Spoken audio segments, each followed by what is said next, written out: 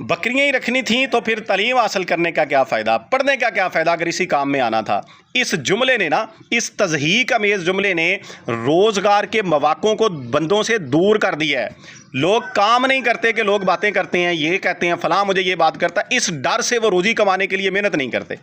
और नतीजा क्या होता है कि भूखे रहते हैं, घर के अंदर फाके होते हैं, या फिर किसी गलत एक्टिविटी का शिकार हो जाते हैं। लोगों की बातों को छोड़ें। तालीम का रोज़गार के साथ कोई ताल्लुक़ नहीं है, ना तालीम का ना अकल का। अगर आपने तालीम हासिल की है या कर रहे हैं तो वो आपके शऊर के लिए है, आपकी समझदारी के लिए है, आपको सलीका सिखाने के लिए है। रोज़गार के लिए आपको मेहनत करनी पड़ेगी। हाँ, मेहनत का स्टाइल जो है वो दो तरीके का होता है, या फिज़िकली कर लें या दिमागी तौर पे कर लें। तो इसमें क्या, अगर आपको कोई कह भी रहा है ना तो वो अपनी अकल के मुताबिक बात कर रहा है। आप आएँ, इस काम को करें, इसमें अंदर बरकत भी है और रोज़गार भी है। रखें, बल्कि अब तो बकरियां रख ही पढ़ा लिखा बंदा रहा है, दूसरे बंदे के बस की बात ही नहीं रही।